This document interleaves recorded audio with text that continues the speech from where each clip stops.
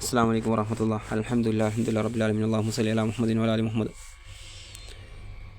പ്രവാചകൻ സ്വല്ലല്ലാഹു അലൈഹി വസല്ലമ കുട്ടികളുമൊത്ത് എന്ന ഒരു സംസാരമാണ് ഈ ഒരു വിഷയം കൊണ്ട് ഉദ്ദേശിക്കുന്നത്.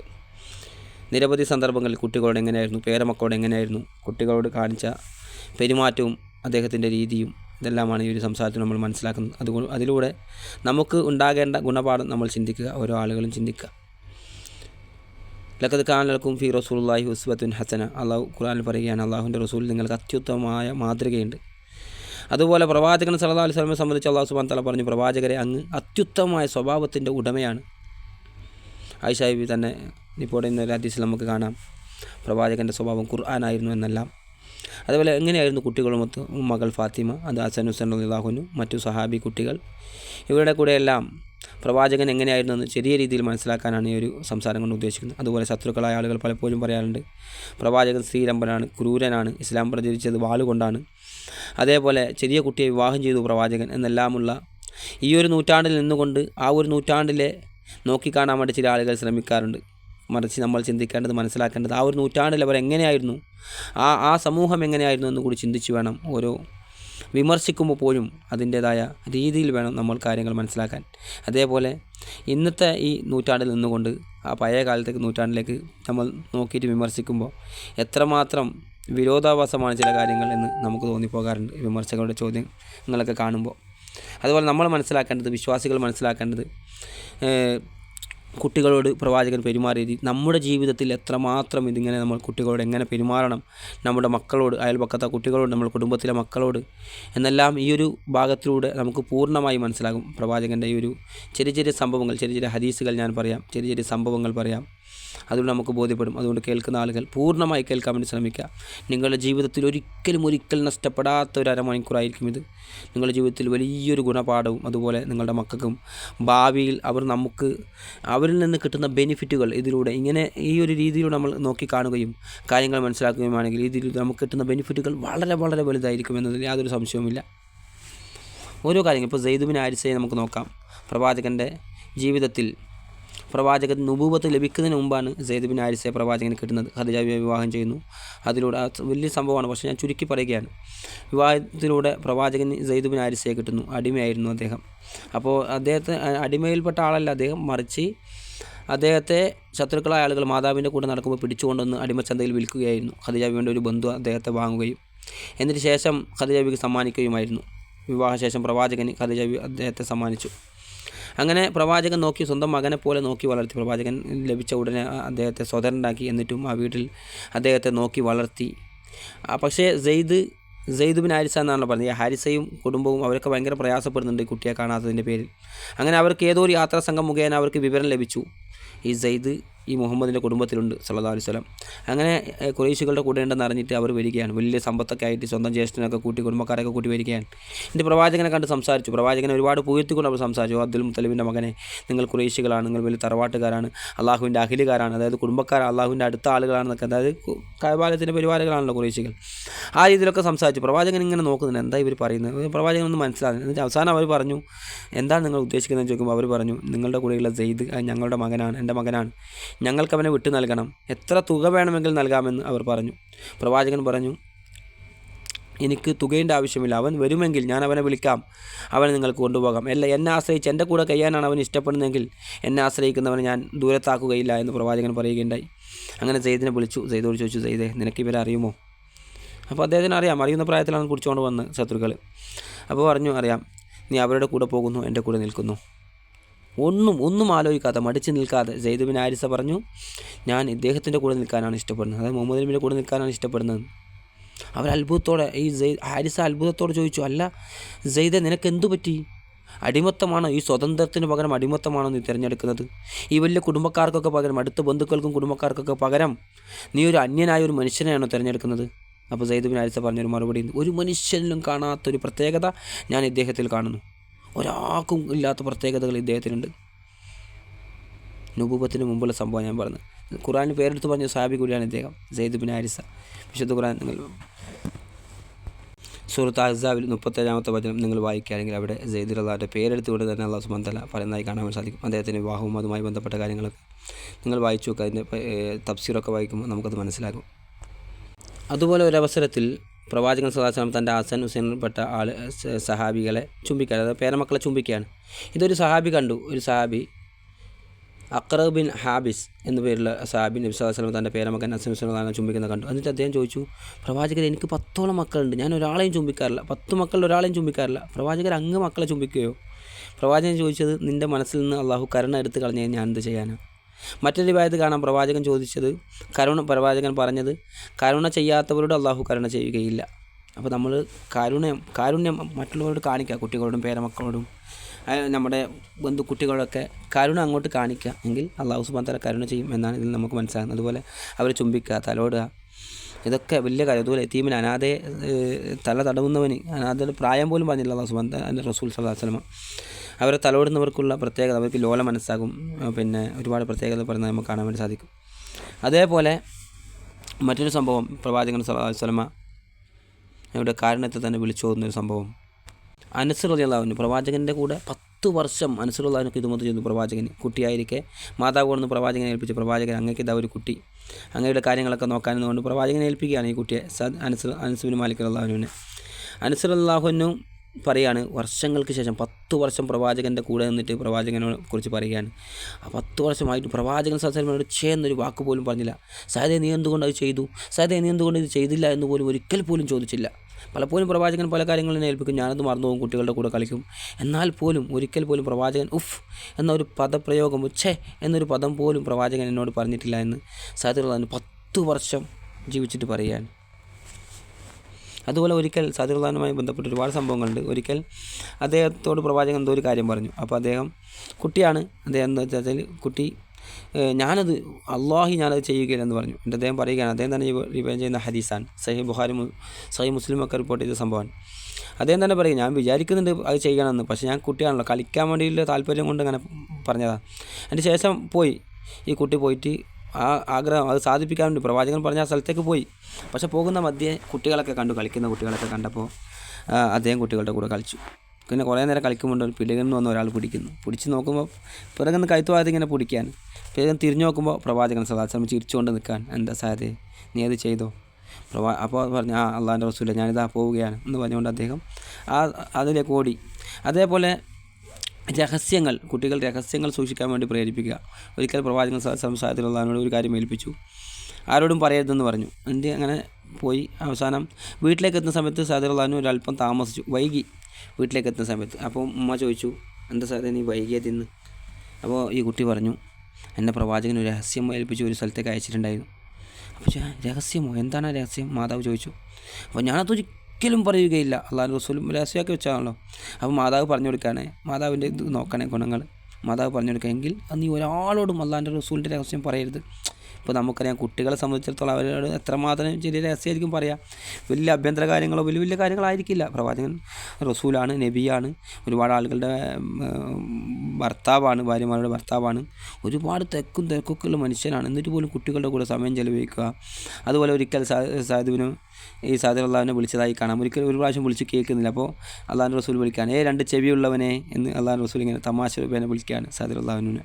ഇങ്ങനെയുള്ള സംഭവങ്ങളൊക്കെ നമുക്ക് വലിയ പാഠമാണ് സുഹൃത്തുക്കളെ. അതുപോലെ ഈ സഹദുള്ളാഹിന് ഒരു അനിയൻ കുട്ടി ഉണ്ടായിരുന്നു, അബാ ഉമേർ. അപ്പോൾ ഇവിടെ ഉമേർ എന്ന ഈ കുട്ടിയെ പലപ്പോഴും പ്രവാചകൻ നിങ്ങൾ കാണാറുണ്ട്, പള്ളിക്ക് വരുന്നതും പോകുന്നതൊക്കെ. അപ്പോൾ ഒരു ദിവസം സഹദ് വരുമ്പോൾ കുട്ടിയെ കാണുന്നില്ല, ഈ കുട്ടിയില്ല കൂടെ. അപ്പോൾ ചോദിച്ചു, സഹദേ നിൻ്റെ അനിയൻ കുട്ടി എവിടെ, ചെറിയ കുട്ടി എവിടെ? അപ്പോൾ പറഞ്ഞു, നോക്കണേ, പ്രവാചകൻ്റെ ശ്രദ്ധ നോക്കണം. അപ്പോൾ ഇതേപോലെ ഒരു സ്ത്രീ മരിച്ചതുമായി ബന്ധപ്പെട്ടും കുട്ടികളുടെ വിഷയത്തിൽ നിന്ന് മാറിപ്പോകും, അതുകൊണ്ട് ഞാൻ പറയുന്നില്ല. പക്ഷേ അവിടെ സ്ത്രീ മരിച്ച സമയത്ത് പ്രവാചകൻ ചോദിക്കുന്നുണ്ട്, ആ സ്ത്രീ എവിടെ? അത് ഒരാൾ മിസ്സാകുമ്പോൾ പ്രവാചകൻ കൃത്യമായി അറിയുന്നുണ്ട് ഓരോ കാര്യങ്ങളും. ഇത്ര വലിയ തിരക്കുള്ള മനുഷ്യനായിട്ട് പോലും കുട്ടികളുടെ കൂടെ സമയം ചിലവഴിക്കുന്നുണ്ട്. ആളുകൾ വന്നാലോ ആർക്കും ഒരാൾക്കൊരു പരാതി പോലുമില്ല, പ്രവാചകനെ വന്ന് കണ്ടിട്ടില്ല, അല്ലെങ്കിൽ ഇന്ന് കാര്യങ്ങൾ ചോദിക്കാൻ വേണ്ടി വന്നു, ഞാൻ പ്രവാചകനെ കണ്ടില്ല, അല്ലെങ്കിൽ പ്രവാചകൻ തിരക്കായിരുന്നു എന്നിട്ട് മടങ്ങിപ്പോയി, അങ്ങനത്തെ ഒരു അവസ്ഥ പോലും ഭരണാധികാരിയായ പ്രവാചകൻ സ്വല്ലല്ലാഹു അലൈഹി വസല്ലം ഉണ്ടായിരുന്നില്ല. ഇത്രയും തിരക്കുള്ള മനുഷ്യനായിട്ട് പോലും. എൻ്റെ സാധ്യതയുള്ളവരോട് ചോദിക്കാൻ, എവിടെ നിൻ്റെ അനിയൻ കുട്ടി? അപ്പോൾ അവനൊരു കിളിക്കുഞ്ഞുണ്ട്, അത് മരിച്ചുപോയി, അങ്ങനെ അതിൻ്റെ സങ്കടത്തിൽ അവൻ അവിടെ ഇരിക്കുകയാണെന്ന് പറഞ്ഞു. അപ്പോൾ പ്രവാചകൻ വേഗം ചെന്നു. അതാണ് പ്രവാചകൻ്റെ പ്രത്യേകത. ആ കുട്ടിയിലെ മനസ്സിലേക്ക് പ്രവാചകൻ വരികയാണ്. കുട്ടിയായി ആണെന്നതായിട്ടാണ് നമ്മൾ ചരിത്രത്തിൽ ഉടനീളം പ്രവാചകൻ്റെ കുട്ടികളുമായുള്ള സംഭവങ്ങളെല്ലാം വായിക്കുന്ന സമയത്ത് അത് നമ്മൾ ഒന്നിച്ച് റെഫർ ചെയ്യുന്ന സമയത്ത് നമുക്ക് മനസ്സിലാക്കാൻ സാധിക്കുന്നത്. അപ്പോൾ ഇവിടെ പ്രവാചകൻ പോയി, ധൃതിയിൽ പോയി അവൻ്റെ ആ കുട്ടിയുടെ വീട്ടിലേക്ക്. എന്നിട്ട് നോക്കുമ്പോൾ കുട്ടി ഇങ്ങനെ വിഷമിച്ചിരിക്കുന്നുണ്ട്. എനിക്ക് യാ അബാ ഉമേർ മാ ഫഅല നുഗൈർ, ഓ അബാ ഉമേറെ മാ ഫഅല നുഗൈർ, നിൻ്റെ കിളിക്കുഞ്ഞിന് എന്ത് പറ്റി? ഈ പ്രവാചകൻ ഇങ്ങനെ ഇടക്കിടക്ക് കുശലം ചോദിക്കാറുണ്ട്. ഈ സമയത്ത് ഇങ്ങനെ കിളിക്കുഞ്ഞ് മരിച്ചല്ലോ, അപ്പോൾ ആ മരിച്ച വിഷമത്തിലാണ്. അങ്ങനെ ആ കുട്ടിയുടെ കൂടെ ഒരുപാട് സമയം ചെലവഴിച്ചു പ്രവാചകൻ സല്ലല്ലാഹു അലൈഹി വസല്ലം. ആ കിളിക്കുഞ്ഞിനെ മറവ് ചെയ്തു. അപ്പോൾ പണ്ഡിതന്മാർ പറയുന്നു, ആ പ്രവാചകൻ ആ കുട്ടി ചിരിക്കുന്നത് വരെ അവിടെ സമയം ചെലവഴിച്ചു. ചിരിക്കുന്നത് വരെ സമയം ചെലവഴിച്ചിട്ട് ആ പ്രവാചകൻ മടങ്ങി. ഈ പ്രവാചകനെക്കുറിച്ചാണ് ശത്രുക്കൾ പറയുന്നത്. ഈ പ്രവാചകനെക്കുറിച്ചാണ് കരുണയില്ലാത്ത പ്രവാചകനാണ്, യുദ്ധക്കൊതിയനാണ് പ്രവാചകനാണ്. ഒരിക്കലുമല്ല സഹോദരങ്ങൾ. യുദ്ധവുമായി ബന്ധപ്പെട്ട് നമ്മൾ മനസ്സിലാക്കേണ്ടത്, നമ്മൾ ആയത്തിൽ മനസ്സിലാക്കിയൊക്കെ പഠിച്ചു നോക്കുക. എത്ര പേരെ ഈ ഇസ്ലാമിക യുദ്ധത്തിൽ മൊത്തം മരിച്ചിട്ടുണ്ടെന്ന്. ഒരു രാജ്യത്ത് ഒരു രാജാവ് വധിച്ച ആളുകൾ എത്ര പോലും എണ്ണം വരില്ല. മൊത്തം യുദ്ധം നിങ്ങൾ എടുത്തു നോക്കിയാലും. അതുപോലെ എത്ര കാരുണ്യത്തിൻ്റെ പ്രവാചകനാണ് ഈ പ്രവാചകൻ. നോക്കുക, കുട്ടികളുടെ പോലും സമയം ചെലവഴിച്ചത്, കുട്ടികളോട് പോലും പെരുമാറിയത് രീതി നോക്കുക, ഓരോ കാര്യങ്ങൾ പഠിപ്പിച്ചത്. ഒരു സഹാബി പറയുകയാണ്, ഞാൻ കുട്ടിയായിരിക്കെ പ്രവാചകൻ സല്ലല്ലാഹു അലൈഹി വസല്ലം കൂടെ ഭക്ഷണം കഴിക്കാൻ വേണ്ടിയിരുന്നു. അപ്പോൾ അപ്പുറത്തും ഇപ്പുറത്തൊക്കെ കൈയിട്ടെടുക്കാൻ തുടങ്ങി. ഈ കുട്ടിയെ പ്രവാചകൻ പഠിപ്പിക്കുകയാണ്. പ്രവാചകൻ പറഞ്ഞു, യാ ബുനയ്യ, എൻ്റെ പൊന്നുമോനെ, സമ്മില്ല ബിസ്മി ചൊല്ല്, നിൻ്റെ വലത് ഭാഗത്തുനിന്ന് കഴിക്ക്, നിൻ്റെ അടുത്തുള്ള ഭാഗത്തുനിന്ന് കഴിക്ക്. അതേപോലെ മറ്റൊരവസരത്തിൽ ഒരു കുട്ടി പ്രവാചകൻ സല്ലല്ലാഹു അലൈഹി വസല്ലം ഇങ്ങനെ പാല് കൊടുക്കാൻ വേണ്ടി ഒരുങ്ങുമ്പോൾ വലതു ഭാഗത്തുനിന്ന് ആദ്യം തുടങ്ങുക. പ്രവാചകൻ്റെ സുന്നത്ത് അതാണ്. പക്ഷേ വലതു ഭാഗത്തിരിക്കുന്ന ചെറിയൊരു കുട്ടിയാണ്, ഇടതു ഭാഗത്തിരിക്കുന്നത് വലിയ ആളാണ്, പ്രായമുള്ള ആൾ തന്നെ വലിയ ആളാണ്. അപ്പോൾ ഇവിടെ കുട്ടിയോട് സമ്മതം ചോദിക്കുക പ്രവാചകൻ ചോദിച്ചു, മോനെ, ഞാൻ ഈ പാത്രം പാല് നിൻ്റെ ഈ വലിയ ആൾക്ക് ഞാൻ കൊടുക്കട്ടെ, ഈ ഭാഗത്തുനിന്ന് തുടങ്ങട്ടെ, ഇടതു ഭാഗത്ത് കൊടുക്കട്ടെ? അപ്പോൾ കുട്ടി പറഞ്ഞു, ലാ പ്രവാചകരെ, അങ്ങക്ക് അത് ആ ബർക്കത്ത് എനിക്ക് തന്നെ വേണം, എനിക്ക് തന്നെ ആദ്യം നൽകണമെന്ന് പറഞ്ഞു. പ്രവാചകൻ ആ കുട്ടിക്ക് തന്നെ കൊടുത്തു. അതുപോലെ തിരുത്തേണ്ട സമയങ്ങൾ ചിലപ്പോൾ നമ്മൾക്ക് ഈ സ്നേഹം വേണം, അവരെ ഭയങ്കരമായി സ്നേഹിക്കണം, അവരെ മനസ്സിലാക്കണം, ഒക്കെ ശരിയാണ്. പക്ഷേ തിരുത്തേണ്ട സമയത്ത് നമ്മൾ തിരുത്തി കൊടുക്കണം. ഇവിടെയൊക്കെ പ്രവാചകൻ ആ ബിസ്മി പഠിപ്പിച്ചതും. അതേപോലെ ഹസൻ ഹുസൈൻ അള്ളാഹുവിന് ഒരിക്കൽ ബൈത്തുമാലിനെ മുതൽ ഈത്തപ്പഴം എടുത്ത് വായിലിട്ടപ്പോൾ പ്രവാചകൻ തുപ്പ് പറഞ്ഞ് വിരൽ വായിലിട്ടുകൊണ്ടാണ് പ്രവാചകനെ തുപ്പിച്ചത്. ആയി നമുക്കത് കാണാൻ വേണ്ടി സാധിക്കും. വിരൽ വായിലിങ്ങനെ ഇട്ടുകൊണ്ട് അത് തുപ്പിക്കുകയാണ് പ്രവാചകൻ സല്ലല്ലാഹു അലൈഹി വസല്ലം. അതുപോലെ ഫാത്തിമ ബീവിയുമായി ബന്ധപ്പെട്ടും ഒരുപാട് സംഭവങ്ങൾ ഹദീസുകൾ കാണാൻ വേണ്ടി സാധിക്കും. ഫാത്തിമത്തു ബിളത്തു മിന്നി, ഫാത്തിമത്തു ഖിത്തത്തു ഖബലി, ഫാത്തിമ എൻ്റെ കരളിൻ്റെ കഷ്ണമാണ്, ഫാത്തിമ എൻ്റെ ഹൃദയത്തിൻ്റെ ഭാഗമാണ് എന്നെല്ലാം പ്രവാചകൻ പറഞ്ഞത്. ഫാത്തിമയുടെ നടത്തം പോലും പ്രവാചകൻ്റെ ആ നടത്തമുള്ള രീതിയിലായിരുന്നു എന്ന് ആയിഷ റളിയല്ലാഹു അൻഹ റിപ്പോർട്ട് ചെയ്യുന്ന ഹദീസ് നമുക്ക് കാണാൻ വേണ്ടി സാധിക്കും. ആ നടത്തത്തിൽ പോലും പ്രവാചകൻ്റെ അതേ സാമ്യത ഫാത്തിമ ബീവിക്കുണ്ടായിരുന്നു. അതേപോലെ പ്രവാചകൻ ഫാത്തിമ റളിയല്ലാഹു അൻഹ എവിടെയെങ്കിലും ഒന്ന് പുറത്തു പോയാൽ വരുമ്പോൾ പ്രത്യേകമായി കൈപിടിച്ച് സ്വീകരിക്കുകയും ചുംബിക്കുകയും, കൈകളിൽ ചുംബിക്കുകയും, നെറ്റിത്തടത്തിൽ ചുംബിക്കുകയും പിടിച്ച് പ്രവാചകൻ്റെ ഇരിപ്പിടത്തിൽ ഇരുത്തുകയും ഒക്കെ ചെയ്യുമായിരുന്നു. ആയിഷ ഫാത്തിമ റളിയല്ലാഹു അൻഹ പറയുകയാണ്, കുറച്ച് അല്പം വലുതായപ്പോൾ പ്രായമായപ്പോൾ പറയുകയാണ്, എനിക്ക് ചിലപ്പോൾ നാണം തോന്നാറുണ്ട് ബാപ്പാൻ്റെ ഈ സ്വഭാവത്തിൽ. കാരണം എന്താ, വലിയ സഹാബികളും വലിയ ആൾക്കാരുടെ ഇടയിലായിരിക്കും, പ്രവാചകൻ വലിയ മീറ്റിങ്ങിലോ സംസാരത്തിലോ ആയിരിക്കും. അപ്പോഴായിരിക്കും ഫാത്തിമ കയറി വരുന്നത്. ആ സമയത്ത് പോലും ഇങ്ങനെ സ്വീകരിക്കും. സുബ്ഹാനല്ലാഹ്. ആ പ്രവാചകനിൽ നമുക്ക് അത്യുത്തമമായ മാതൃകയുണ്ട്. നമ്മൾ നോക്കുക നമ്മളെ അവസ്ഥ എന്താണ്. അതുപോലെ കുട്ടികളോട് കാണിക്കേണ്ട നീതി. നുഅ്മാൻ ഇബ്നു ബഷീർ റളിയല്ലാഹു അൻഹു നിവേദിക്കുന്ന ഒരു ഹദീസിൽ നമുക്ക് കാണാം. അദ്ദേഹം പറഞ്ഞു, ഒരു സമ്മാനം നൽകി. പ്രവാചകൻ സല്ലല്ലാഹു അലൈഹി വസല്ലം ചോദിച്ചു, ഒരു കുട്ടിക്ക് സമ്മാനം നൽകി അദ്ദേഹം. പ്രവാചകൻ ചോദിച്ചു, നീ മറ്റു മക്കൾക്ക് നൽകിയോ? അപ്പോൾ പറഞ്ഞു, ഇല്ല പ്രവാചകൻ. അപ്പോൾ പ്രവാചകൻ നൽകുന്ന മറുപടി, നബി സല്ലല്ലാഹു അലൈഹി വസല്ലം, നിങ്ങൾ അള്ളാഹുവെ സൂക്ഷിക്കുക, നിങ്ങളുടെ മക്കൾക്കിടയിൽ നീതി പുലർത്തുക. അതുപോലെ മറ്റൊരു റിവായത്തിലുള്ള എന്താ അറിയോ, ഈ അനീതിക്ക് ഞാൻ കൂട്ടു നിൽക്കുകയില്ല. അതുപോലെ പ്രവാചകൻ പറഞ്ഞു, നിങ്ങൾ ഒന്നിക്കത് തിരിച്ചു വാങ്ങുക അവരിൽ നിന്ന്, അല്ലെങ്കിൽ മറ്റു മക്കൾക്ക് നൽകുക. കൊടുത്ത് തിരിച്ചു വാങ്ങാൻ നോക്കുക. നിങ്ങൾ കൊടുത്ത് തിരിച്ചു വാങ്ങുന്നൊരു സംവിധാനം ഇല്ല ഇസ്ലാമിൽ കൊടുക്കാൻ. പക്ഷേ ഇവിടെ മക്കളുടെ കാര്യത്തിൽ നിങ്ങൾ തിരിച്ചു വാങ്ങുക, ഒന്നിക്ക് അവരുടെ നീതി പാലിക്കുക, അല്ലെങ്കിൽ മറ്റു മക്കൾക്ക് കൊടുക്കുക. അതുപോലെ ആരെങ്കിലും പ്രവാചകൻ പോലെ ആരെങ്കിലും 2 പെൺമക്കളുണ്ടായി, അവർ പ്രായപൂർത്തിയാകുന്നവരെ നല്ല രീതിയിൽ സംരക്ഷിച്ചു വളർത്തി, പരലോകത്ത് ഞാനും അവനും ഇപ്രകാരമായിരിക്കും. 2 വിരലുകൾ ചേർത്ത് പിടിച്ചുകൊണ്ട് പ്രവാചകൻ പറഞ്ഞു, ഞാനും അവനും ഇതുപോലെ ആയിരിക്കും. ഇത്രമാത്രം ഓരോ കാര്യങ്ങൾ. ഇപ്പോൾ നമസ്കാരത്തിൽ പോലും ഒരു പ്രാവശ്യം പ്രവാചകൻ സല്ലല്ലാഹു അലൈഹി വസല്ലം നമസ്കാരത്തിൽ ദീർഘമായി ഓതണമെന്നൊക്കെ വിചാരിച്ച് നമസ്കരിക്കും. ഇപ്പോൾ സുബഹിസ്കാരത്തിലൊക്കെ ഇശാസ്കാരത്തിലൊക്കെ ദീർഘമായി ഓതിയിരുന്നു പ്രവാചകൻ സല്ലല്ലാഹു അലൈഹി വസല്ലം. സുബഹിസ്കാരത്തിൽ ഓതിയ സൂറത്ത് തന്നെ സൂറത്തു സാജിദ, സൂറത്തു മുൽക്ക്, അല്ലെങ്കിൽ സൂറത്ത് ഇൻസാൻ, അങ്ങനെയുള്ള സൂറത്തുകളൊക്കെ പാരായണം ചെയ്യാറുണ്ട്. 30 ആയത്തുകളും, അതും വലിയ ആയത്താണ്. ഇപ്പോൾ 2 പേജിലൊക്കെ അധികം ഉണ്ടാകും. നിങ്ങൾ മറച്ചു നോക്കുക ഖുർആനിൽ. നമ്മൾ ആലോചിച്ച് ചിന്തിച്ചില്ലെങ്കിൽ ഓതുമ്പോൾ നമ്മൾ പലപ്പോഴും ഓതാറുണ്ട്, പക്ഷേ നമ്മൾ ചിന്തിക്കാറില്ല എത്ര പേജുണ്ടെന്നൊക്കെ ചിന്തിച്ചു നോക്കുക. അപ്പോൾ അത്ര 30 ആയത്തുകളുണ്ട്, വലിയ ആയത്താണ്. ഇത് ഓതാൻ പ്രവാചകൻ നിൽക്കും. എൻ്റെ ഒരു കുട്ടിയുടെ കരച്ചിൽ കേൾക്കും. അപ്പോൾ പ്രവാചകൻ സാഹസം ചുരുക്കി നമസ്കരിക്കും, പെട്ടെന്ന് നമസ്കാരം അവസാനിപ്പിക്കും. അതിന് സാഹിബിൽ ചോദിച്ചു, പ്രവാചകനെ ഇതിങ്ങനെ പെട്ടെന്ന് നമസ്കരിച്ച് ചോദിക്കുമ്പോൾ വല്ല വഹി ഇറങ്ങിയ രീതിയിൽ അവർ ചോദിക്കുന്നത്. അപ്പോൾ പ്രവാചകൻ പറയും, ആ കുട്ടിക്ക് മാതാവിനെ തിരിച്ചു നൽകാൻ ഞാൻ ആഗ്രഹിച്ചു. അതായത് കുട്ടിയുടെ മാതാവ് ഇങ്ങനെ കിട്ടായിട്ട് കുട്ടി ഇങ്ങനെ കരയാണ്. ഈ ചെറിയ കുട്ടിയെ പരിഗണിച്ചുകൊണ്ട് പ്രവാചകൻ നമസ്കാരം ചുരുക്കി. അതുപോലെ കുത്തുബ, ശക്തമായ കുത്തുബ ജനങ്ങൾക്ക് ഉപദേശം നൽകും. സാഹിബികൾ പറയുകയാണ്, പ്രവാചകൻ പ്രസംഗിക്കുന്ന സമയത്ത് ഞങ്ങളുടെ തലയിലൊരു പക്ഷി വന്നിരുന്നാൽ പോലും ഞങ്ങൾ അറിയില്ല. അത്രമാത്രം ഞങ്ങൾ ശ്രദ്ധയോടെ കേൾക്കും. ഭയങ്കര ശക്തമായ ഉപദേശം നൽകും. പ്രവാചകൻ്റെ ചില ഉപദേശങ്ങൾ നൽകുന്ന സമയത്ത് കണ്ണുകൾ ചുവക്കും, മുഖങ്ങൾ വിടരും. പ്രവാചകൻ ശക്തമായ ഉപദേശം നൽകും കുതുബയിൽ, മിമ്പറിൽ. അങ്ങനെയുള്ള ഉപദേശം നൽകുന്ന സമയത്ത് ഹസൻ ഹുസൈൻപ്പെട്ട സഹാബികൾ വരികയാണ്. അപ്പോൾ പ്രവാചകൻ കുത്തുബയിൽ നിന്ന് ഇറങ്ങി, മിമ്പറിൽ നിന്ന് ഇറങ്ങിയിട്ട് ആ സഹാബിയെ വാരിയെടുത്ത് ചുംബിക്കും. എന്നിട്ട് പോയിട്ട് വീണ്ടും പ്രസംഗിക്കും.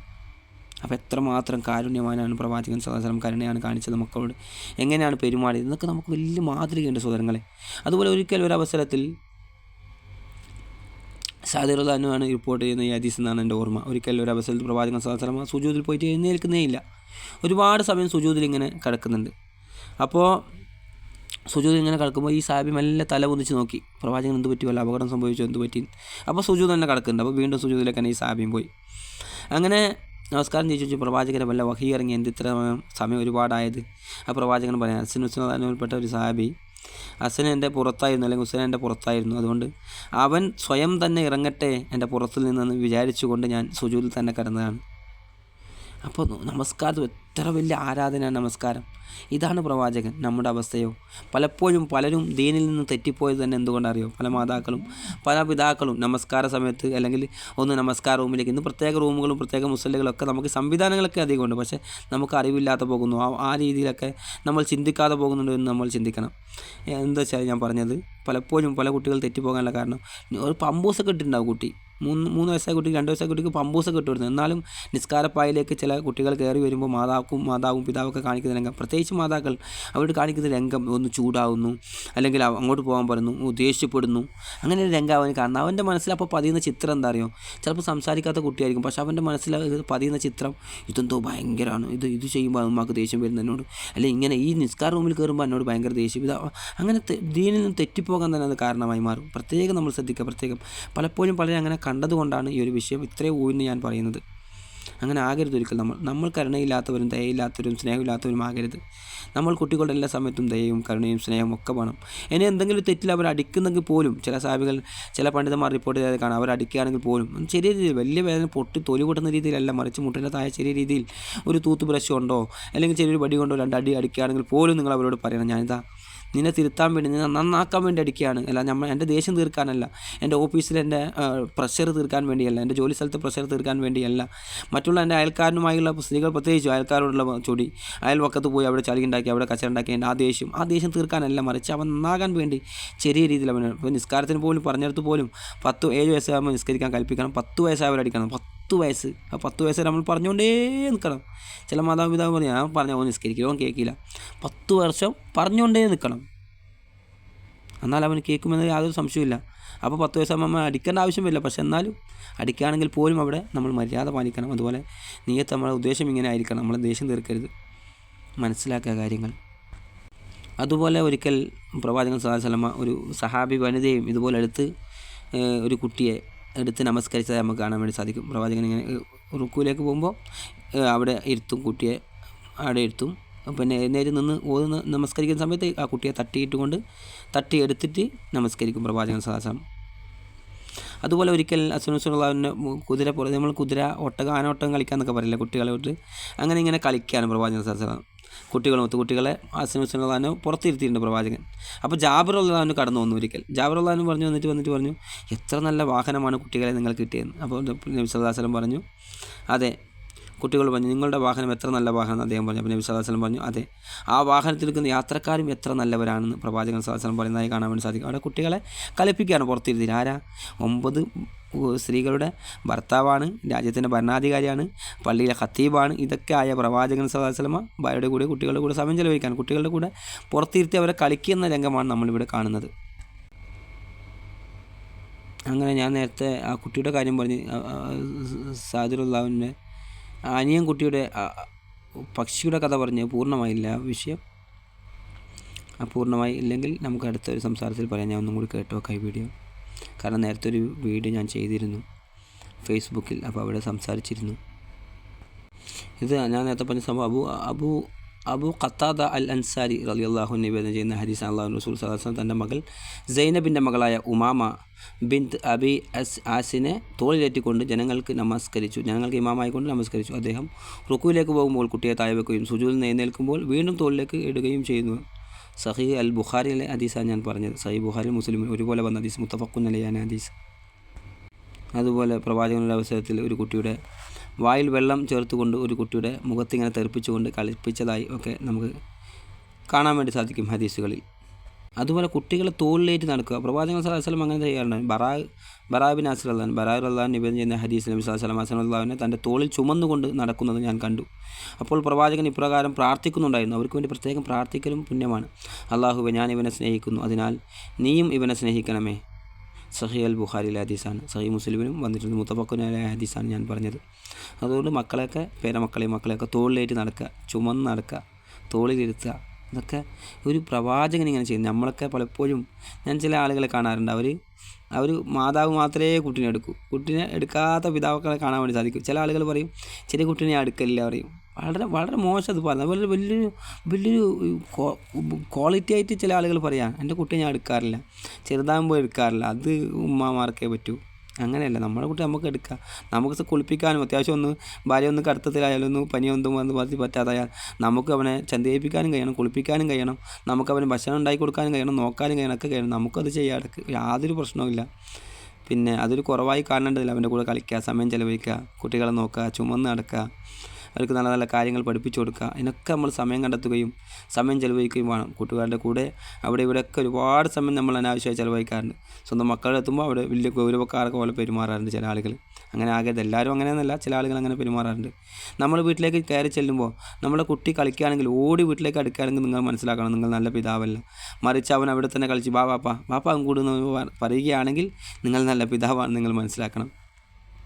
നബി സല്ലല്ലാഹു അലൈഹി വസല്ലമയുടെ വളർത്തുമകനായ ഉമർ ബിൻ അബി സലമ ആ കുട്ടിക്കാലത്ത് പ്രവാചകനോടൊപ്പം ഭക്ഷണം കഴിക്കുന്ന സംഭവം ഞാൻ നേരത്തെ വിവരിച്ച ഹദീസാണ് ഇവിടെ. അതാണ് സംഭവം. കുട്ടിയോട് പറഞ്ഞു കൊടുത്ത നബി സല്ലല്ലാഹു അലൈഹി വസല്ലമ അബി സലമയാണത് പഠിപ്പിച്ചു കൊടുത്ത പ്രവാചകൻ. ഇങ്ങനെ മുമ്പൊന്ന് ഭക്ഷണം കഴിക്കണം, ബിസ്മി ചൊല്ലണം, കുഞ്ഞുമോനെ അള്ളാഹു നാമം ഉച്ചരിക്കുക, ബിസ്മി ചൊല്ലുക, നിൻ്റെ വലത് കൈ കൊണ്ട് ഭക്ഷണം കഴിക്കുക, പാത്രത്തിൻ്റെ തൊട്ട് മുന്നിലുള്ള ഭാഗത്തു നിന്ന് മാത്രം കഴിക്കുക, അതിനുശേഷം എൻ്റെ ഭക്ഷണ രീതി തന്നെ മാറിപ്പോയി എന്ന് ഈ സഹാബി പിന്നീട് പറയുന്നതായി കാണാൻ വേണ്ടി സാധിക്കും. അതേപോലെ കുട്ടികൾക്ക് ഉപദേശം നൽകുക. ഇബ്നു അബ്ബാസ് റളിയല്ലാഹു അൻഹു നൽകിയ മഹത്തായ ഉപദേശം, ഇത് നിരവധി ഹദീസുകൾ നമുക്ക് കാണാൻ വേണ്ടി സാധിക്കും. ഹദീസ് ഗ്രന്ഥങ്ങളിൽ ഈ ഒരു സംഭവം അബ്ദുല്ലാഹി ഇബ്നു അബ്ബാസ് റളിയല്ലാഹു അൻഹു, അതായത് അബ്ബാസ് റളിയല്ലാഹുവിൻ്റെ മകൻ ഇബ്നു അബ്ബാസ് റളിയല്ലാഹു അൻഹു നിവേദനം ചെയ്യുന്നു. അദ്ദേഹം തന്നെ പറയുകയാണ്, ഒരിക്കൽ ഞാൻ നബി സല്ലല്ലാഹു അലൈഹി വസല്ലമയുടെ പുറകിൽ വാഹനത്തിലിരിക്കുകയായിരുന്നു. അപ്പോൾ അദ്ദേഹം എന്നോട് പറഞ്ഞു, കുഞ്ഞെ, ഞാൻ നിനക്ക് ചില കാര്യങ്ങൾ പഠിപ്പിച്ചു തരാം. നീ അവൻ്റെ കൽപ്പനകളെ സൂക്ഷിക്കുക. അള്ളാഹുവിനെ സൂക്ഷിച്ചാൽ എന്നാൽ എന്താ ഗുണം? എന്നാൽ അള്ളാഹു നിന്നെയും സംരക്ഷിക്കും. അള്ളാഹു നിന്നെ സംരക്ഷിക്കും. നീ അള്ളാഹുവിനെ സൂക്ഷിച്ചാൽ അവൻ നിൻ്റെ മുന്നിൽ കണ്ടെത്താം. അതായത് നീ അള്ളാഹുവിനെ സൂക്ഷിച്ചാൽ എനിക്ക് വല്ല പ്രയാസം പ്രതിസന്ധി ദുഃഖമൊക്കെ വരുമ്പോൾ ഞാൻ അവനെ മുമ്പിൽ കണ്ടെത്തും. നീ വല്ലതും ചോദിക്കുകയാണെങ്കിൽ അള്ളാഹുവോട് മാത്രം ചോദിക്കുക. ഇന്ന് പല ആളുകളും പറയാത്തൊരു കാര്യം കൂടിയാണിത്. ചോദിക്കുകയാണെങ്കിൽ അള്ളാഹുവോട് മാത്രം ചോദിക്കുക. നീ സഹായം തേടുകയാണെങ്കിൽ അള്ളാഹുവോട് മാത്രം സഹായം തേടുക. എത്ര വലിയൊരു കാര്യമാണ് ഇന്ന് പറഞ്ഞത്. അതുപോലെ ഇയ്യാക നഅ്ബുദു വ ഇയ്യാക നസ്തഈൻ സൂറത്ത് ഫാത്തിഹയിൽ നമുക്ക് കാണാം, നിന്നെ മാത്രം ഞങ്ങൾ ആരാധിക്കുന്നു, നിന്നോട് മാത്രം സഹായം ചോദിക്കുന്നു എന്ന ഭാഗം. ഇത് ഈ ഹദീസ് തുർമുദി റിപ്പോർട്ട് ചെയ്ത ഹദീസാണ്. ഹദീസ് ഹസൻ എന്ന് വിശേഷിപ്പിച്ചിട്ടുണ്ട്.